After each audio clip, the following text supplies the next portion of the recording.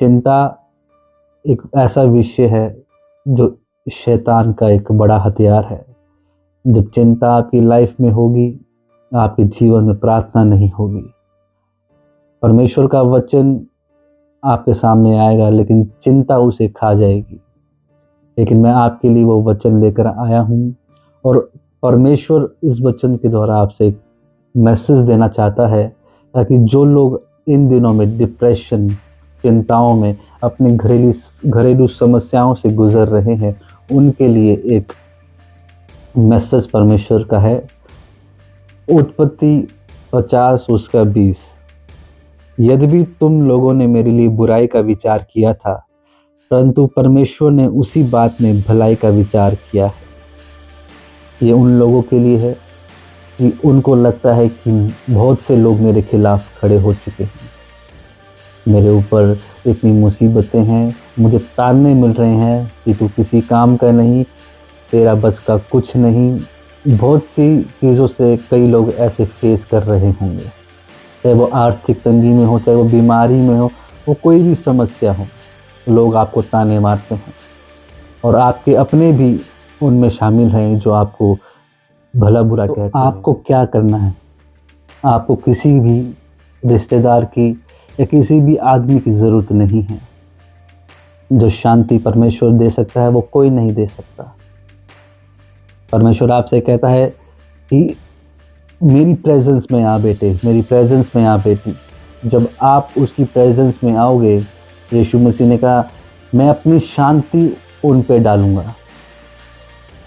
जब वो शांति आप में आएगी, आप देखेंगे कि मेरी समस्याएं वैसी की वैसी खड़ी हैं, तूफान वैसे के वैसे हैं, लेकिन वो चिंता नहीं है जो मुझे पहले से बहुत खा रही थी, जो मुझे गलत इरादों की तरफ मोड़ रही थी, गलत विचार दे रही थी।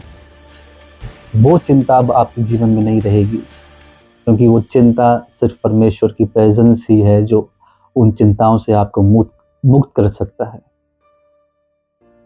शैतान का यही एक नंबर 1 हथियार है कि आपको चिंताओं में डाल के रखना। वो चिंता डालता है, देख तेरा कर्जा अभी का वैसा है, तेरी बीमारी वैसी की वैसी है, तेरा घरेलू प्रॉब्लम वैसी की वैसे हैं, देख तेरे साथ कोई नहीं खड़ा।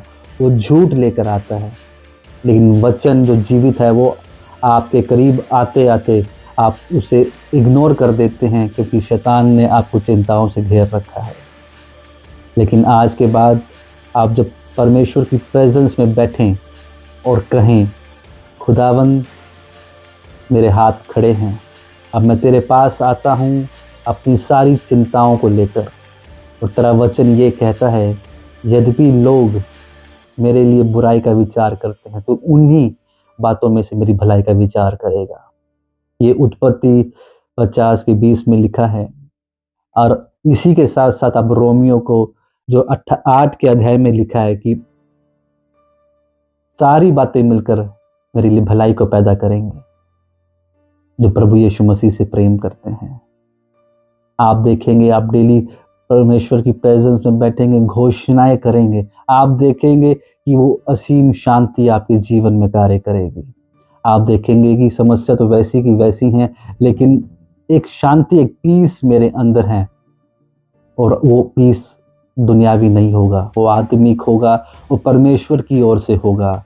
और परमेश्वर आपको तसल्ली देगा, जिससे आप जो शैतान आपको गलत थॉट्स देता था वो आना बंद हो जाएंगे, और आप चिंताओं से मुक्त हो जाएंगे, और आप परमेश्वर पर निर्भर रहेंगे, और आप देखेंगे वो धीरे धीरे समस्याएं जाती रह रही। बाइबल कहती है यीशु मसीह जब बोट में थे, नाव में, तो चेले उसके संग थे, तो सडनली एक बहुत बड़ा तूफान आया, नाव हिलने लगी, बिजलियां, बारिश, बहुत कुछ उस नाव पे जिसमें वो जा रहे थे उथल पुथल हो गया। लेकिन आपने एक बात नोटिस की, यीशु मसीह उसमें आराम से सो रहे थे। उनको कोई भी तूफान या बारिश या बिजलियों की गड़गड़ाहट, कुछ भी उस नाव में जो घटित हो रहा था, यीशु मसीह को उठा नहीं पाई। वो आराम से चैन की नींद सो रहे थे, और वैसी ही चैन की नींद परमेश्वर आपको देगा, यदि आप परमेश्वर की प्रेजेंस में बैठेंगे, आप देखेंगे कि तूफान मेरी ज़िंदगी में है, कर्जा मेरे ऊपर है, तकलीफ़ें, बीमारियाँ मेरे ऊपर है, सब कुछ मेरे ऊपर है, लेकिन वो शांति, वो रिलैक्स परमेश्वर का आत्मा आपको करता है। यीशु मसीह को उन तूफ़ानों ने डिस्टर्ब नहीं किया, यीशु मसीह को डिस्टर्ब किया उनके चेलों ने। यीशु मसीह ने क्रोध में कहा, हे अल्पविश्वासियों, तुम्हारा विश्वास कहाँ गया? तो यहाँ भी परमेश्वर विश्वास की बात कर रहा है। तो आपकी ज़िंदगी में भी ऐसा होगा, जब आप परमेश्वर की प्रेजेंस में बैठेंगे, जब शांति आपके अंदर आ जाएगी, तो वो लोग आपके पास फिर आएंगे जो पहाड़ की तरह आपके आगे खड़े हैं, जो आपको गुस्सा दिलाने की कोशिश करेंगे, जो आपके विश्वास को हिलाने की कोशिश करेंगे। लेकिन जब आप परमेश्वर की प्रेजेंस में हमेशा बैठेंगे, उसके वचनों की घोषणा करेंगे, पिता तेरा वचन कहता है, यद्यपि सारे लोग मेरे लिए बुराई का विचार करते हैं, तू उनमें से भलाई को उत्पन्न करेगा। तेरा वचन कहता है, सारी बातें मिलकर मेरी भलाई को पैदा करेगी। चाहे पहाड़ हो, कुछ भी हो, कर्जा हो, सारी बातें मिलकर एंड में मेरे लिए भलाई को पैदा करेंगी। तेरा वचन जीवित है, तू जीवित है, तो एंड में तेरा वचन ही जीवित रहेगा। आप वचन से घोषणा करेंगे, पिता परमेश्वर तेरा वचन कहता है कि आकाश और पृथ्वी टल जाएंगी, लेकिन तेरा वचन ना टलेगा। तेरा वचन ये कहता है, मैंने अपने नाम से अधिक महत्व अपने वचन को दिया है। तो तेरा वचन ये कहता है कि सारी बातें मेरे लिए मिलकर भलाई को पैदा करेंगी। तो ऐसा ही होगा।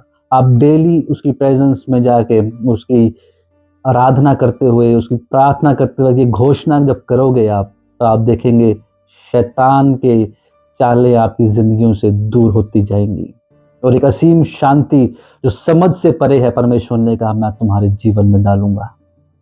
तो मैं आपसे प्रार्थना करता हूँ कि आप ये वचन अपने जीवन में डेली घोषणा करें, क्योंकि शैतान आपके चैन को छीनना चाहता है, वो आपकी मेंटल हेल्थ को खराब करना चाहता है, आपको चिंता में डालकर आपका प्रार्थना का जीवन खत्म कर रहा है, आपको डिप्रेशन में डालकर आपको दिखाकर कि तेरी समस्याएं बर्बाद हो चुकी हैं, तू बर्बाद होने पर है। लेकिन वचन क्या कहता है, आपने उस पर डिपेंड करना है। वचन कहता है वो तो झूठा है, वरन झूठ का पिता है, तो शैतान की बातों में ना आए। अपनी चिंताओं को परमेश्वर के चरणों पे रखें और कहें, पिता तेरे वचन में लिखा है कि सारी बातें मेरे लिए भलाई को पैदा करेंगी। उत्पत्ति 50:20 में लिखा है, यदि लोग मेरे लिए बुराई का विचार करते हैं, परंतु तू उसमें से मेरे लिए भलाई को पैदा करेगा। तो तेरा वचन जीवित है और वो मेरे जीवन में कार्य करेगा। आप देखेंगे वो तूफान, वो पहाड़ धीरे धीरे आपकी ज़िंदगी से जाते रहेंगे। और मेरा बिलीव है कि आपने इस वचन से आशीष पाई होगी, और ये वचन उन लोगों तक भी भेजें जो आपके आस पड़ोस में हो सकते हैं, आपकी कलीसियाओं में भी हो सकते हैं, कि जो आर्थिक तंगी से गुज़र रहे हैं, बीमारियों से गुज़र रहे हैं, मेंटल हेल्थ से गुज़र रहे हैं, वो कैसे भी गुज़र रहे हैं। आप उनको ये वीडियो शेयर करें। आपके वीडियो शेयर करने से हो सके परमेश्वर उनके जीवन में कार्य करे। कोई व्यक्ति जो व्यक्ति शैतान के इन्फ्लुएंस के नीचे, वो बचाया जा सकता है। God bless you all. सबको जय मसीह।